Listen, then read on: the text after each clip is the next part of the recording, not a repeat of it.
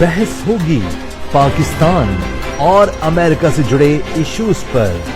शामिल होंगी नेशनल और इंटरनेशनल खबरें। बात होगी दुनिया के बदलते हालात और बदलती सियासत पर।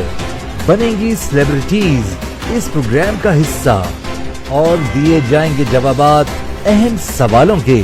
Programme Pakistan to America with Shaila Khan, capital TV Washington.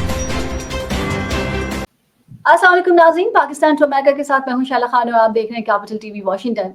Pakistan की अदलिया का किरदार एक सवालिया निशान है। अगर पाकिस्तान में अदलिया का कोई वजूद बाकी होता तो फैसल वाडा और हाशिम डोगर को बुलाकर जरूर पूछा जाता कि बल्ला छीनने वाले फैसले का तुम्हें 6 माह पहले कैसे मालूम हो गया था। नजीम सेठी साहब को बुलाकर पूछा जाता कि इमरान खान को सजाए मौत सुनाई जाएगी, ये तुम्हें कैसे मालूम था। साफी हसन अयूब से पूछा जाता कि इमरान खान को सजा हो सुनाए जाने से पहले सजा देने की ट्वीट आप कैसे कर रहे हैं। और आईजी पंजाब को बुलाकर पूछा जाता कि भाई 9 मई को तुमने किसके कहने पर पुलिस को अहम मकामा से सिक्योरिटी से वापस बुलाया। और भी बहुत सारे हजारों सवालात हैं जो अगर हम अदलिया से मांग लें उसके जवाब तो पाकिस्तान में अदलिया का जो वकार है वो सही ना हो जाता। लेकिन बहरहाल अफसोस है कि अदलिया ने अपनी वकार को बड़ी ठेस पहुंचाई है। बहरहाल बहुत सारे सवालात हैं जो आज मुझे करने हैं। आसिम साहब से वॉशिंगटन से हमें ज्वाइन कर रहे हैं एंकर और एनालिस्ट आसिम सिद्दीकी साहब। अस्सलाम वालेकुम सर। वालेकुम अस्सलाम। आसिफ साहब, ये पाकिस्तान के अदलिया का किरदार पर एक सवालिया निशान है। अदलिया का इस्तेमाल हमेशा से हुआ। अगर मैं भुट्टो साहब से देखूं जिनका कि अभी एक केस जो है वो काजी फाइज ईसा ने रीओपन किया है, फिर बेनजीर हो, चाहे नवाज शरीफ हो और अब इमरान खान हो, हमेशा से ही ये इस्तेमाल क्यों होती चली है? एक हालांकि बड़ा इदारा है, एक बड़ा पिलर है पाकिस्तान का। और कौन से नंबर पे साथ साथ ये भी बताते जाए ना, मतलब आपने इतनी अच्छे तरीके से वो स्टार्ट किया प्रोग्राम, तो साथ साथ अदलिया का जो नंबर है दुनिया में अदलिया के हवाले से, इंसाफ के हवाले से, वो नंबर भी बताते चले कि हर हुकूमत आई उसने अदलिया को अपनी फेवर में इस्तेमाल किया।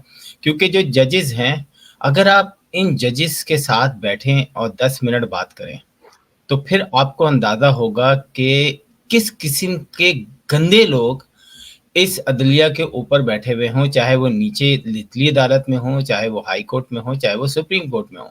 माजी में हमने देखा कि किस तरीके से सुप्रीम कोर्ट के जजेस ने फैसले किए और कौन कौन सी हरकतें की। इनकी वीडियोस भी हैं, मेरा ख्याल है इखलाकियात की वजह से जारी नहीं की जा रही हैं, वरना इनकी भी वीडियो आपको नजर आने लगेंगी। बल्कि आपको याद होगा कि 1 या 2 की वीडियो भी शाया की गई थी मेरे ख्याल है पिछले सालों में। तो कहने का मतलब ये कि मुल्क के अंदर समोसे और शराब की एक बोतल पे सोमोटो भी ले लिया जाता है, और जहाँ पर जो है वो कत्ल गारत होती है, जहाँ गोलियां चल रही होती हैं, जहाँ पर इंसानी हकूक की पामाली हो रही होती है, वहाँ अदालत होती रहती है। जहाँ सिंध के अंदर जो है वो 47,000 जॉब्स की बात होती है तो वो अदालतें सोती रहती हैं, फिर उनको झंझोड़ा जाता है, जगाया जाता है, फिर उनको होता है ओह अच्छा ये हो गया तो चलो भाई अब लोगों की फरमाइश पे जो है फिर उस पर नोटिस लिया जाता है।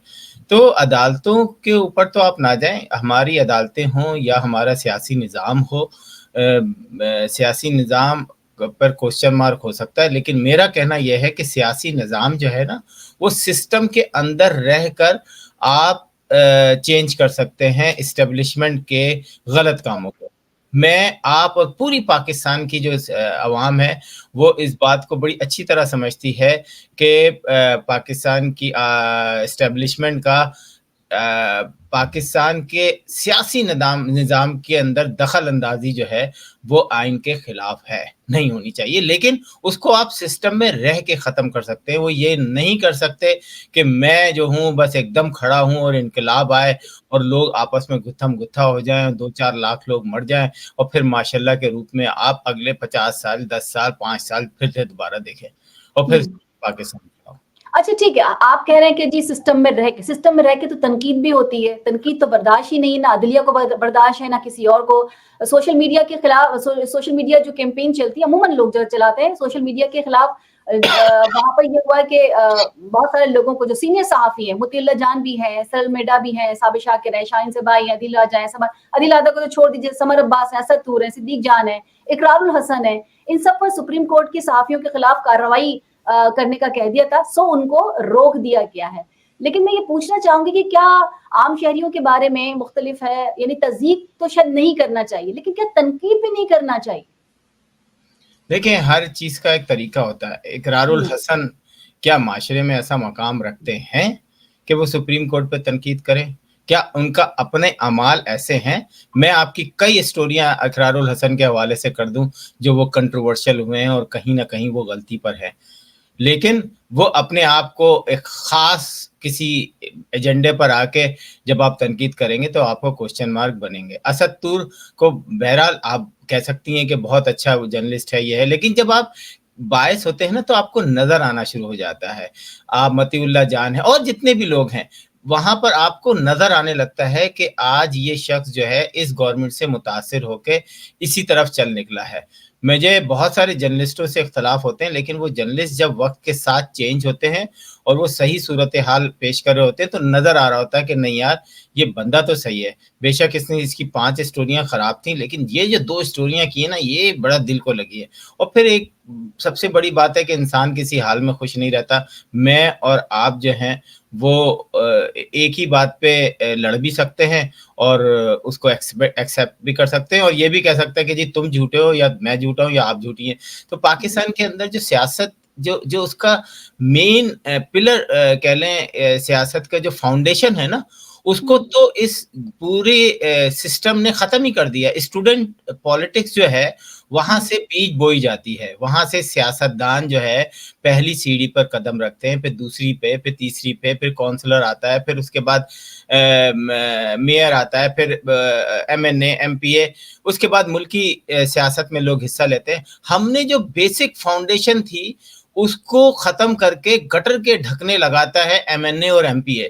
तो लानत तो ऐसे सिस्टम पे जहां गटर के ढकने जो है MPA MNA लगा है। मैं तो लानत ही भेजूंगा ना उस सिस्टम पे, चाहे वो इमरान खान के जमाने में हो। इमरान खान ने भी यही किया कि जो लोकल पार्टी जो लोकल बॉडीज के इलेक्शन नहीं कराए। नवाज शरीफ ने भी वही किया, जरदारी साहब ने भी वही किया, बल्कि मैं समझता हूँ पीपल्स पार्टी तो इसमें वर्स्ट रही है। पीपल्स पार्टी ने पाकिस्तान के अंदर जितने मतलब यूं कह लें कि इंसानी हकूक की खिलाफ वर्जियां की है ना, शायद ही किसी पार्टी ने की हो। कराची को, शहर को क्या से क्या बना दिया है, और अभी आपने हालिया बारिशों में भी देख लिया है। जी सर, जहां पर आपका जो मेयर है वो इस तरह से बने कि आप बाकी लोगों में से किसी को हलफ ना उठाने दें, वहां पर आप लोगों को अगवा करके घर में रख लें, किसी जगह गायब कर दें, उनके वोट्स ना गिनने दें, तो फिर वहां आप कहते हैं कि जी कराची हमारा है, बड़े सीना ठोक के कहते हैं कि कराची के लोगों ने हमें वोट दिया। इस ढिठाई का क्या कहेंगे आप? ढिठाई है, मतलब इतनी बड़ी ढिठाई है कि बिलावल भुट्टो से यहाँ मैंने सवाल किया एक दफा आमने सामने प्रेस कॉन्फ्रेंस में कि बिलावल साहब कराची की रोडों का हाल देखा है आपने? तो कहने लगे अरे मैं तो बिल्कुल सफर करता हूँ, मुझे तो कहीं भी मेरी कार में झटका नहीं लगता। मैंने कहा वो अच्छा। उन्होंने बात ही खत्म कर दी। मतलब आपको ज्यादा बोलने की जरूरत नहीं है जनाब, जो मैंने कह दिया है कि कराची की रोडें सही हैं तो बस सही हैं। और भाई आप कोई पूरी दुनिया से लोग इलाज कराने सिंध आते हैं। भाई आप सिर्फ सिंध सेक्रेटेरिएट चले जाएं, पाकिस्तान की आवाम का पूरे पाकिस्तान के अंदर पूरी दुनिया में अगर पीपल्स पार्टी की कारकर्दगी देखनी है, सिंध सेक्रेटेरिएट चले जाएं आप, वहां पे आधा घंटा गुजारें। अगर आप कानों को हाथ लगाकर वापस नहीं आए तो फिर कहिएगा। मतलब हशर किया है इस शहर का इस पीपल्स पार्टी ने।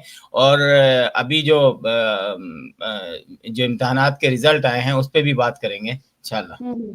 सर, मैं बात वही कर रही थी कि जब हम तनकीद की बात कर रहे हैं, जैसे अभी आपने कहा कि सिंध की हुकूमत तनकीद सुनने को बर्दाश्त नहीं है, कोई भी सुनने को तैयार, चाहे इमरान खान भी थे और चाहे नवाज शरीफ भी अब आने वाले हैं, शायद वो भी हो। लेकिन पाकिस्तान की अदालतों की बात करूं तो सोशल मीडिया की वजह से वो बदनाम तो है नहीं। कैंगरू कोर्ट्स के जो फैसले हैं और जिस तरीके से अब फैसले हो रहे हैं, प्रेशर में आके आप फैसले कर रहे हैं, तो वो फैसले भी तो लोगों में जाते हैं ना, पूरी दुनिया में जाते हैं, और फिर हेडलाइंस लगती है हमारी अदालतों की। बिल्कुल लगती हैं। वो कहते हैं कि पाकिस्तान का अंदरूनी मामला है, चाइना भी कहता है पाकिस्तान का अंदरूनी मामला है, इंडिया कहता है पाकिस्तान का अंदरूनी मामला है, अमेरिका कहता है पाकिस्तान का अंदरूनी मामला है, यूरोपियन कंट्रीज कहते हैं पाकिस्तान का अंदरूनी मामला है। कल इलेक्शन हो जाएगा, इलेक्शन के बाद जो हुकूमत आएगी उसके साथ तमाम हुकूमतों की कोऑर्डिनेशन शुरू हो जाएगी। वक्त इंसान पूरी दुनिया बहुत जल्दी भूल जाएगी ये जो सब कुछ हो रहा है। ये मतलब आप क्या समझती हैं कि ये जो सब कर रहे हैं, इनको नहीं पता कि इंडिया में क्या हुआ था? इंडिया में एक ऐसा शख्स प्राइम मिनिस्टर बना था जिसको तकरीबन 13 मुल्कों ने, बड़े मुल्कों ने उसके ऊपर पाबंदी लगाई थी कि वो उस मुल्क में नहीं घुस सकता, मोदी साहब। और उसके बाद वो पाबंदी भी हटी, वो प्राइम मिनिस्टर भी बने, उन्होंने विजिट भी किया। तो ये सियासत है, ये पॉलिटिक्स है। सर वहां पर आवाम जिसको लेकर आया उसको आने दिया गया ना, ये भी तो हुआ ना। आवाम की ताकत सबसे बड़ी होती है। उनके मुल्क के लिए अगर वो मोदी साहब सही थे, अच्छे थे, नेक थे, वो जो भी आप कह ले बाहर वालों के लिए, लेकिन अगर वो ऐसे थे, वो काम कर रहे थे तो आवाम लेकर आए। एक दफा नहीं, वो मतलब हर साल वो अपना टेन्योर भी पूरा करते हैं और 5 साल के बाद, 4 साल के बाद वो आ भी जाते हैं। चला, ये आपका कहना बड़ा अजीब सा लगता है मुझे, अवाम अवाम अवाम अवाम अवाम अवाम। ये कैसी अवाम है जो 24 करोड़ लोगों में से 0.1% भी नहीं साथ दे सकती? 0.1%। जब ये अवाम 0.1% सिर्फ सोशल मीडिया पर भुल भुल भुल भुल भुल भुल, वो मोहित पीरजादा आ गए, शहबाज गिल आ गए, हमारे इमरान खान रियाज आ गए, आदिल राजा आ गए, वो 8-10 लोग ऐसा परसेप्शन क्रिएट करते हैं जैसे दुनिया में। क्या करें? चलो आज आप बताएं, अवाम को क्या करना था? मैं वही अवाम को क्या करना है? अवाम इलेक्शन में खड़ी हुई, आप तरीन साहब के सामने 5 बंदों को आपने डरा के बिठा दिया कि उनको अगवा करके बिठा दिया। यही है ना कि 9 मई को इनकलाब ला रहे थे ना, 9 मई को। तो 9 मई को देखते हुए तो नहीं निकल रहा कोई। नहीं, मैं वही बता रहा हूँ ना कि 9 मई को अगर कहीं कुछ नहीं, 1 लाख लोग ही निकल जाते ना, तो इस्लामाबाद में 1 लाख लोग निकलना, इसका मतलब है इस्लामाबाद पैक हो जाता आपका। और मैं आपको बता दूं, अभी 8 फरवरी आएगा और गुजर जाएगा, कोई नहीं निकलेगा। ये परसेप्शन क्लियर किया हुआ, जैसे मुशर्रफ ने कहा था मेरे 10 लाख फैन बने, 1 हफ्ते के अंदर फेसबुक ने उनको जारी कर दिया सर्टिफिकेट ऑफ पता नहीं कौन सा के जी, 1 हफ्ते के अंदर फेसबुक की 10 लाख। और मुशर्रफ साहब उसी का वो करके पाकिस्तान चले गए, मिला ठेंगा उनको। सर अगर 9 मई को आप 50,000 लोग, 1 लाख लोग कह रहे हैं ना, तो अभी तो 8,000 या 4,000 या 3,000 2,000 जितने भी है वो बंद है उसके अंदर 9 मई के वाकये में, और अभी वो 50,000 बंद होते। देखिए वहां पर होता है सारा काम जहां पर आइन हो। इमरान खान ने धोखा खाया है। आइन होते हुए उन्होंने कहा कि जी मैं अपनी असेंबली तोड़ देता हूँ। भाई उनकी मर्जी थी, तोड़ दी उन्होंने, आप इलेक्शन करा दे। नहीं, जब तक नवाज शरीफ नहीं आएंगे इलेक्शन नहीं होंगे। ये कौन सा कानून है, ये कौन सा आइन है? तो देख लिया है पीटीआई वालों ने कि भाई आइन और कानून तो ऐसे ही है, तो उसको बच के जो काम कर सकते हैं वो कर सकते हैं। यहाँ सियासत क्या है? सियासत एक बड़े की रजामंदी और नाराजगी पर डिपेंड कर रही है, बस इतनी सी बात। इमरान खान ने धोखे नहीं खाए, धोखों का जुम्मा बाजार उन्होंने अपनी पार्टी के साथ लिया है। मतलब उन्होंने हर लम्हे धोखा खाया, अपने राइट लेफ्ट से धोखा खाया, इवन अपनी बीवी से धोखा खाया है। और मैं आपको गारंटी से कह दूं कि बहुत सारी बातें इमरान खान को भी नहीं पता होंगी कि तोशा खाना से कौन सा वो आया और उनकी बीवी ने ले लिया। तो ये पता होगा ना, वो बना देंगे केस। ये बात मैं वही तो बता रहा हूँ ना कि इमरान खान ने हर शख्स से धोखा खाया है। और आप अभी देख लें कि बहुत सारे लोग, इवन पीटीआई वाले लोग भी बैठ रहे हैं, और ये जब जीत जाएंगे उसके बाद इनकी बैठने और उठने की तादाद आप देखेंगे तो आपकी हंसी निकल जाएगी। वो तो सर हमें पता है, जब हलफ लेकर आए ना, ये फिर ये कहेंगे कि जी कुरान पे जो हलफ लेकर आए ना, तो कहेंगे कोई बात नहीं, हमने हलफ का वो क्या कहते हैं वो उसका वो दे दिया है, जो भी होता है ना जुर्माना, हलफ तोड़ने का कोई जुर्माना तो होता है ना इस्लाम में। वो सर जब आप नंगा करके किसी को मारेंगे, जब आप अगवा करके ले जाएंगे, जब आपको 4 दिन 8 दिन 10 दिन आपका पता नहीं देंगे, जब आपके घरों में रेड डालेंगे, बच्चे पागल होंगे, तो फिर हर कोई आदमी ये कहता है इनको हॉस्पिटल ही चलाने थे ना भाई, फिर इनको हॉस्पिटल ही चलाने थे ना, सियासत में क्यों आए? आखिर कोड़े तो खाए हैं। नहीं, ज़ियाउल के जमाने में भी कोड़े खाए ना, बड़े बड़े जर्नलिस्टों ने खाए, शायरों ने खाए, छोड़े आप बाकी सबकी, शायरों ने कोड़े खाए। तो भाई फिर मत करे ना सियासत, गुल्ली डंडा खेलें सियासत। अच्छा मुझे बताया, अमेरिका का बताया मुझे, वेनेजुएला की बात आती है तो अमेरिका कहता है कि जी, मतलब अमेरिका कहता है कि सियासी और जो कैंगरू कोर्ट्स हैं, लेकिन पाकिस्तान की जो प्रोसिक्यूशन है उससे ही वकील देकर इमरान खान का केस को निपटा दिया जाता है। तो फिर आप कहते हैं कि कानूनी मामला है उनका। वेनेजुएला की आबादी कितनी है शैला? वेनेजुएला की आबादी पता आपको कितनी है? कराची से भी कम है। कराची से कम आबादी है वाला मुल्क है आपका पाकिस्तान। जो है वो न्यूक्लियर स्टेट है और अमेरिका के ऑलमोस्ट बराबर ही उसकी आबादी है। तो कोई भी दूसरा मुल्क इतनी आसानी से दूसरे मुल्क में इंटरफेरेंस नहीं कर सकता। कल को पाकिस्तान भी कहेगा कि मैं अपने पाकिस्तानियों से कहता हूं कि डोनाल्ड ट्रंप को वोट दें, तो वो बोलेंगे भाई आप हमारे मुल्क में क्यों ये सरफ कर रहे हैं। वोट देने की बात नहीं हो रही, बात हो रही है उस कोर्ट्स की जो कि कैंगरू कोर्ट्स हैं, और अगर आप कहीं नहीं बोलते तो पाकिस्तान में भी आपकी ना नजर बोलें। में है ना, आपने अभी देखा जो आवाजें आई हैं, जो लीक वीडियो हुई हैं, जो सवालात पूछे गए हैं, मतलब इस तरह की वीडियो आवाजें सुनाई जा रही हैं कि बुशरा बीबी के मियाँ कह रहे हैं कि बुशरा बीबी मुझे बताती हैं मैं इनकी मालिश किया करती थी, मतलब मैं इनकी मालिश किया करती थी, और इमरान खान उसी कोर्ट में खड़े होकर कह रहे हैं कि मैंने इनकी शक्ल देखी है उस वक्त जब मैंने इनसे शादी करने के बाद इनकी शक्ल देखी है। तो ये जो गंदी किस्म की बात मैं नहीं कर सकती कि क्या चीज थी, मैं आपको वही बता रहा हूँ ना कि पेंडोरा बॉक्स खुलेगा तो बहुत कुछ निकलेगा। तो मेरा ख्याल है कि इलेक्शन देख लेते हैं कि इलेक्शन में कौन जीतता है, और आप भूल जाएं अगले 5 साल इमरान खान कहीं नहीं होंगे। ठीक है, अब ये बताइए कि अगर हमें यही पता है तो ये सिलेक्शन ही हुआ, जब हमें ये भी पता चल गया और हमें ये भी अनफॉर्चुनेटली कहूंगी कि जब मैं सुबह उठी हूँ तो कुछ अखबारात मैंने देखे और वो मुझे बड़े अजीब से लगे। मतलब इलेक्शन तो आप कह सकते हैं ना कि तमाम बड़े अखबारों में अखबार की सुर्खी जो लगी हुई थी, जो हेडलाइंस थी, खबर की बजाय नवाज शरीफ को वजीर आजम लिखकर लगाई गई थी। आप कुछ बता सकेंगे कि ये ऐसा क्यों हुआ? इसका एक है पैसा फेंक तमाशा देख। देखें दुनिया के अखबारों में जो है ना इस तरह की चीजें हो जाती हैं। मैं आपको अमेरिका के जो लोकल अखबार हैं उसमें भी इसी तरह की खबरें कभी कभी लगती हैं, क्योंकि जब आप एक हैंडसम अमाउंट देते हैं, जब आप किसी से मांगते हैं कि जी आपका फ्रंट पेज का कितना वो है, वो बताते हैं जी 15 लाख रुपए या 15 करोड़ रुपए, तो करोड़ों रुपए इस वक्त जो है इन्होंने लगाए हैं। और मेरा ख्याल है कि इलेक्शन ये अभी बाद में जब खत्म हो जाएगा, तो क्योंकि हर एक का एक वो होता है कि जी आप इतना पैसा खर्च कर सकते हैं अपने इलेक्शन के इंतजामात पर, तो ये जो इन करोड़ों अरबों रुपए खर्च कर रहे हैं मेरा ख्याल है गलत है। अगर अवाम की खिदमत उन्हीं पैसों से की जाती तो वो ज्यादा अच्छा है। हर खबर की सिग्निफिकेंस होती है, और मेरे ख्याल में अगर सहाफी या जर्नलिस्ट है तो उसे उस खबर की सिग्निफिकेंस का पता होता है। अगर आप इतना बड़ा सहाफी हैं, इतने बड़े इदारे को लेके चल रहे हैं और इस खबर से आपको 2 दिन पहले आप इस तरह की खबर दे रहे हैं, चाहे वो पैसा दे के दे रहे हैं, क्योंकि खबर के तौर पर छपी है, ये एड के तौर पर नहीं छपी है। एक चीज होती है एड, जब आप एड देते हैं तो फिर वो एड होता है, आपने खबर के तौर पे लगाई है उसको। इससे पहले भी पाकिस्तान के अखबारों में ऐसा है, वो भी गलत था, अभी भी गलत है। और मैं समझता हूँ कि ये इखलाकी गिराव है सहाफत का पाकिस्तान के अंदर, जो कि एक मालिकाना किस्म का, यानी आपने जो एक सहाफ़ी सिस्टम है ना उसको अखबार और टीवी के ओनर्स ने खरीद लिया है। वो अपनी मर्जी चलाते हैं, और यही वो मर्जी है कि वो कहते हैं नहीं नहीं वो जो फ्रंट की खबर है ना उसकी जगह ये वाला ऐड चला दो। वो कहते हैं सर वो तो हमारी हेडलाइन है, वो जगह तो हमेशा से हेडलाइन छपती। अरे यार 15 करोड़ रुपए मिल रहे हैं, तुम लोग को तनख्वाह लेनी है कि नहीं लेनी? वो कहते हैं जी सर तनख्वाह लेनी है, माफ कर दी। ये है हमारी वो सहाफत भी बिक गई। सहाफत आज थोड़ी बिकी है सहाफत।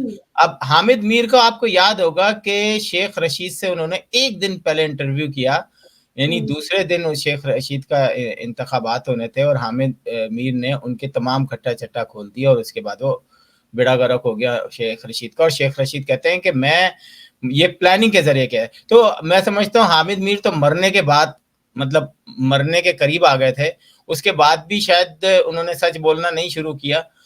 इतने करीब से हामिद मीर ने मौत को देखने के बाद भी अगर सहाफत का यही हाल है, तो फिर तो मैं कहता हूं कि इंसान के वाकई अल्लाह ताला जो है ना मोहर लगा देता है दिल पे, फिर आपको नहीं पता चलता कि सच्ची क्या चीज है और चीज। भाई अगर आपको कुछ राज पता है तो मरने से पहले बता दो ना, कल तो मर ही जाओगे तुम, आज बता के मर जाओ।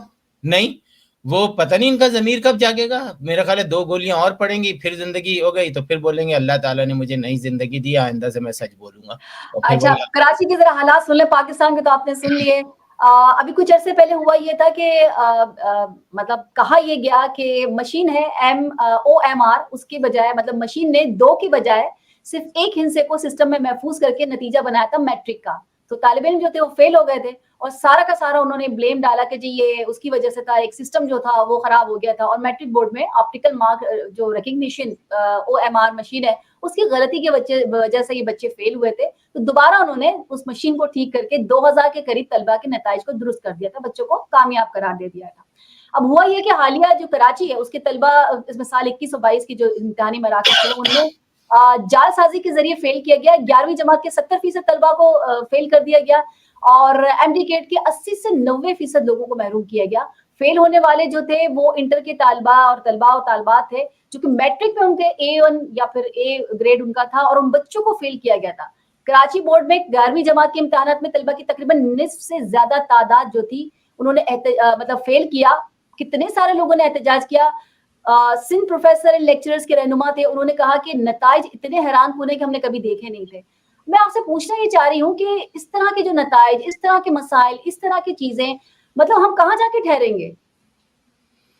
देखिए, जो बातें आप बता रही हैं वाकई वो अगर हकीकत हैं तो मैं इस पे पाकिस्तान पीपल्स पार्टी को कहूंगा कि आप क्या बोलूं, मैं फिर कोई गलत लफ्ज इस्तेमाल कर उन्होंने तो जवाब ही नहीं दिया, उन्होंने तो आवाज ही नहीं उठाई है, बल्कि हुआ ये कि उनके खिलाफ मुकदमा दर्ज किया गया था और नताइज के खिलाफ, तो उससे ये हुआ कि एंटी करप्शन को खत लिख दिया गया है। कोई तकरीबन 8 अफसरान के खिलाफ फौजदारी मुकदमा दायर किया गया है। ये देखें, ये पाकिस्तान पीपल्स पार्टी की हमेशा से रही है और अगर मैं पलीजे साहब से कोशिश करूंगा इंटरव्यू लूं और उनसे भी पूछूं कि क्या है ये सिस्टम। आप एक कौम को तबाह कर रहे हैं, आप एक कौम को गवर्नमेंट जॉब का लालच दे के वोट बैंक करके उस कौम की आखिरी ख्वाहिश ये होती है कि गवर्नमेंट जॉब लग जाए, चाहे वो पीओन की हो, चाहे वो 5 ग्रेड की हो, 10 ग्रेड की हो, 17 ग्रेड की हो, तो लॉटरी निकल आती है।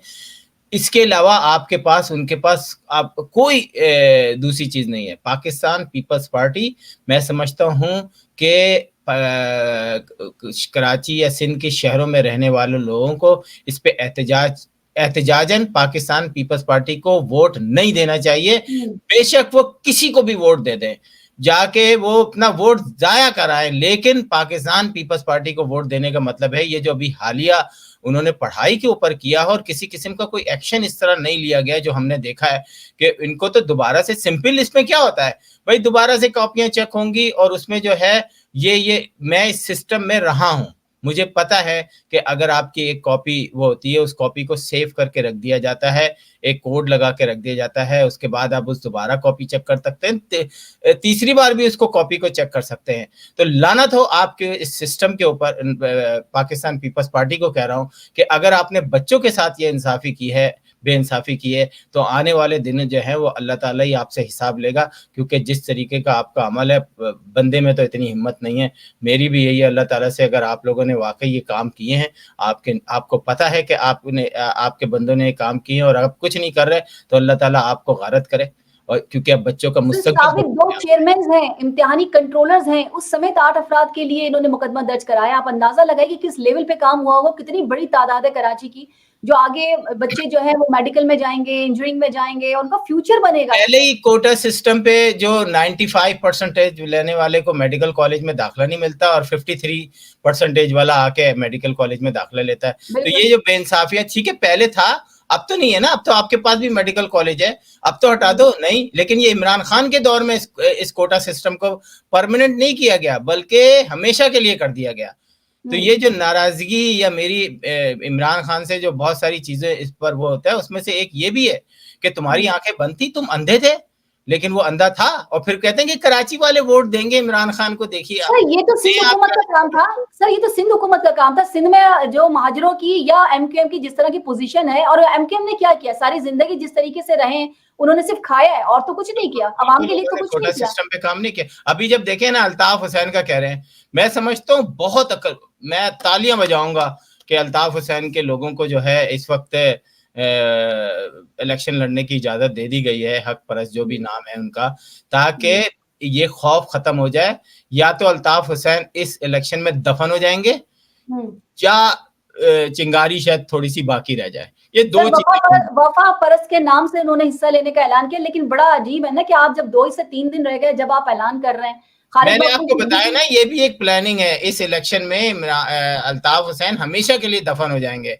जब उनको वोट नहीं मिलेंगे, लोग उनको नहीं देखें, 2 जनरेशन जो है ना अल्ताफ हुसैन को नहीं जानती है, दो जनरेशन अल्ताफ हुसैन को नहीं जानती है, यंगस्टर अल्ताफ हुसैन को नहीं जानते हैं, उनको सिर्फ पुराना पता है बोरी में और ये और वो कत्ल गारत। तो आप क्या समझते हैं कि हाँ शायद 3-4% ऐसे लोग होते हैं जो पुराने लोग हैं, वो अभी भी अल्ताफ भाई करते होंगे। ओ भाई, अगर अल्ताफ हुसैन में जरा सा भी इस कौम में जरा बराबर भी इस कौम का दर्द होता ना, तो वो ऐलान करते कि इस वक्त जो पाकिस्तान की एमक्यूएम की जमाते हैं सारा वोट उनको देके जिताया जाए, ताकि कराची के लोगों की, चाहे वो किसी भी जबान से ताल्लुक रखते हैं, एक स्ट्रॉन्ग जमात बन के निकले। लेकिन उस शख्स में है ही नहीं। अगर मैं बताती जब आप हुकूमतें बनाने के लिए वहां पर जाएंगे और हुकूमतों बनने के बाद पैसा लेके बैठेंगे, तो फिर आपको कराची वाला खुद ही देख लेता है। एमक्यूएम पाकिस्तान के कन्वीनर है खालिद मकबूल सिद्दीकी, कहते हैं कराची चलता है तो ये मुल्क चलता है, हमारा वोट डलेगा भी और गिना भी जाएगा। और वो कहते हैं, अब आगे की अगर मैं बात करूं तो वो कहते हैं कि खालिद मकबूल सिद्दीकी कहते हैं कि हमारे बगैर कोई वजीर आजम नहीं बन सकता। इन्हीं पे खेलते हैं वो। पाकिस्तान के लिए कुछ किया इन्होंने? पाकिस्तान छोड़े महाजिर आवाम के लिए ये एक हकीकत तो है ना। देखें, रिपब्लिकन और डेमोक्रेट है अमेरिका के अंदर, 40% अगर वोट ले लेते हैं, वो जो 20% वोट होता है ना इमिग्रेंट्स का, वो जिस तरफ चला जाए वो वजीर प्रेसिडेंट बन जाता है अमेरिका का। तो एक्सक्यूज मी, तो मेरा ख्याल है कि ट्रम्प जो है उसने ये चीज गलत साबित की।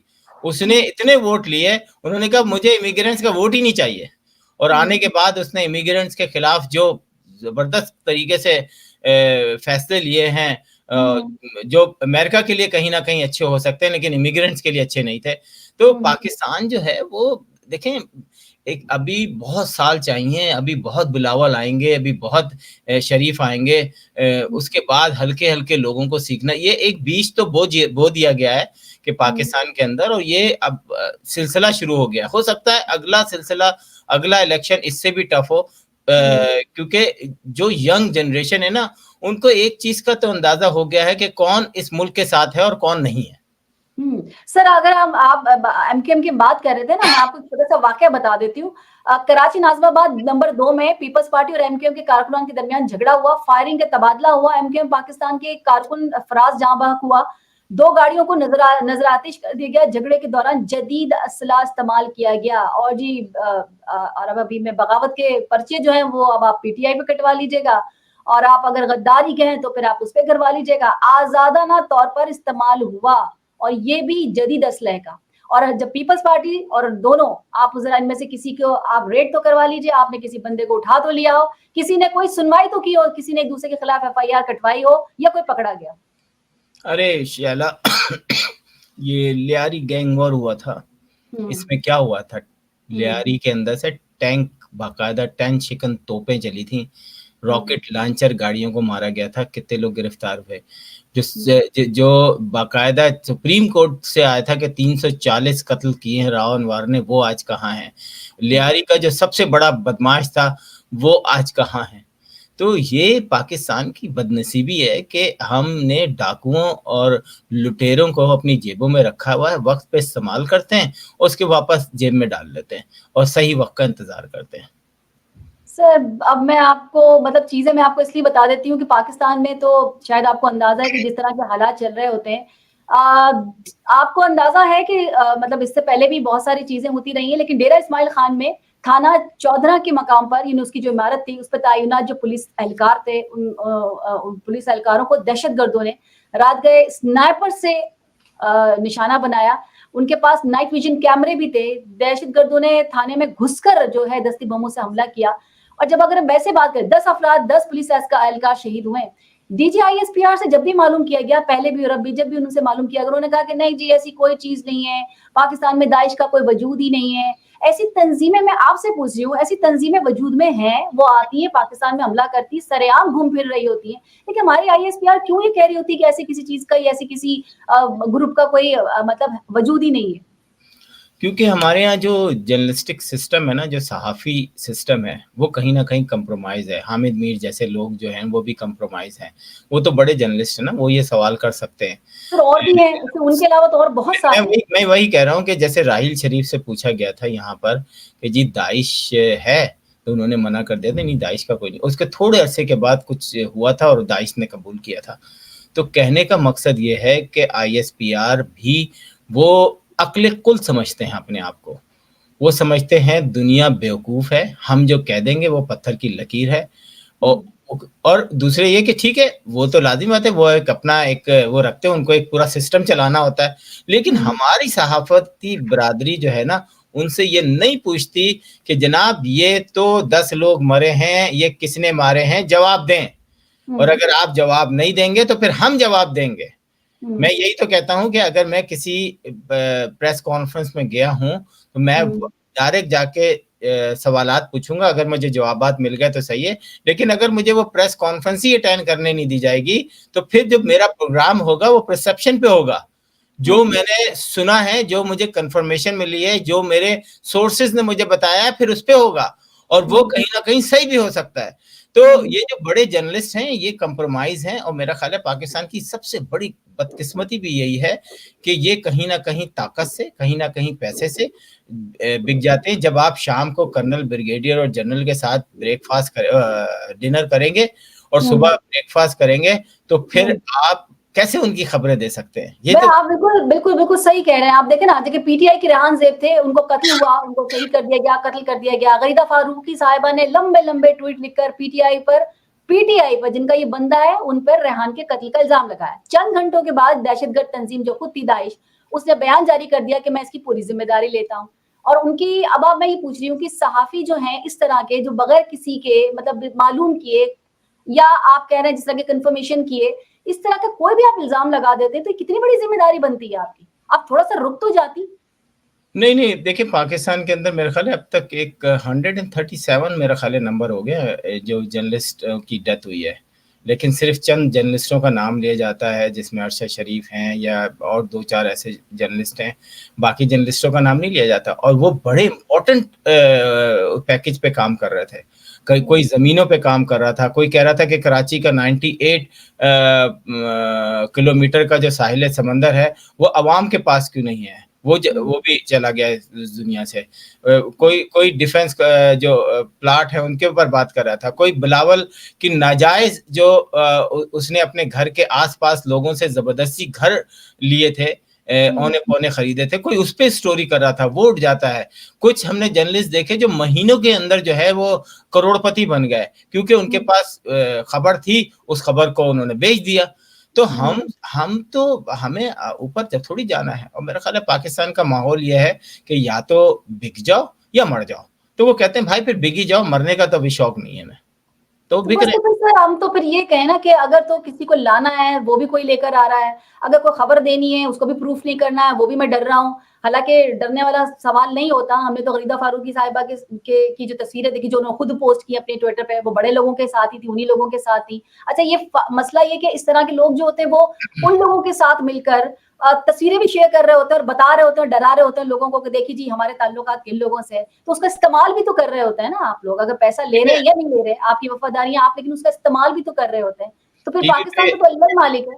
टीवी पे एक ड्रामा आ रहा था जो जर्नलिस्टों के हवाले से था, उसमें गरीदा फारूकी जैसे जर्नलिस्टों को एक्सपोज किया था, नाम नहीं लिया, लेकिन बताया गया था कि ऐसे लोग भी जर्नलिस्ट होते हैं, कि जो किस तरीके से स्टोरी हासिल करते हैं, बेचते हैं, और जो नीचे वाला जो बेचारा अमला होता है ना, प्रोड्यूसर, कॉपीराइटर, ये कंप्रोमाइज हो जाते हैं, ये बेचारे मर जाते हैं तो उनकी स्टोरी के चक्कर में। कोई नहीं, मेरा ख्याल है कि आज से 10 साल बाद जो है वो सोशल मीडिया इतना स्ट्रांग होगा कि ये जर्नलिस्ट जो है ना ये कहीं से बच नहीं सकेंगे। ये जो टॉप क्लास के जर्नलिस्ट है ना, ये उसकी वजह यह है कि ये जर्नलिज्म तो कर नहीं रहे। मैं वही कह रहा हूँ ना कि चला अगर मैं रोजाना एक ब्रिगेडियर साहब के साथ डिनर करता हूँ और एकदम ब्रिगेडियर साहब की करप्शन सामने आती है, मैं किस तरह उसकी खबर लगा सकता हूँ? या सोचें आप, मैं हामिद मीर के साथ रोजाना शाम में बैठता हूँ और एकदम मुझे हामिद मीर की एक वीडियो मौसूल होती है, मैं कैसे लगा सकता हूँ उस वीडियो को? तो बात यही है कि हमारी उठक बैठक जो है ना, अगर वो जर्नलिस्टिक हल्के में मौजूद हो ना, तो वहां पर स्टोरी शेयर भी की जा सकती है और एक तरह, लेकिन हमारी हरकतें कुछ और है। हमने इस दुनिया में सिर्फ पैसा कमाने के लिए आए और उस मुल्क को भी दाव पे लगा दिया इस चक्कर में, अपनी फैमिली, अपने बच्चों को भी दाव पे लगा दिया है, और खुद तो वो है ही। तो अल्लाह ताला वाकई इनके दिलों में मोहर लगा देता है, इनको नहीं पता होता कि हम बगैरत हैं या नहीं है। लास्ट कमेंट चाहूंगी आसिम साहब आपसे। लास्ट कमेंट यही है कि कल इलेक्शन है, परसों बल्कि, आपके तो परसों इलेक्शन है। परसों जाएंगे। मेरी कोशिश होगी कि कल हम जो है एक लाइव शो करें और यकीनन उसमें आपको भी बुलाएं ताकि आप हमें कराची से बताएं कि क्या हो रहा है और भी जगहों से। तो बड़ा गहमा गहमी तो होगी, बस दुआ ये है कि अल्लाह ताला इस इलेक्शन में किसी के घर को ना उजाड़े। बिल्कुल, बहुत बहुत शुक्रिया आसिम साहब, thank you so very much. अपने नाज़रीन से कहूंगी कि सोशल मीडिया प्लेटफॉर्म पर कैपिटल टीवी वॉशिंगटन के फेसबुक पेज को लाइक कीजिएगा, यूट्यूब चैनल को सब्सक्राइब कीजिएगा और कैपिटल टीवी वॉशिंगटन की जो एप्लीकेशन है उसे जरूर इंस्टॉल कीजिएगा ताकि दुनिया में आप किसी भी जगह हो हमारे लाइव प्रोग्राम्स और शोज को देख सकें। जिंदगी न वफा की तो इंशाल्लाह अगले प्रोग्राम में फिर मुलाकात होगी, तब तक के लिए शाला खान को दीजिए इजाजत, फी अमान अल्लाह।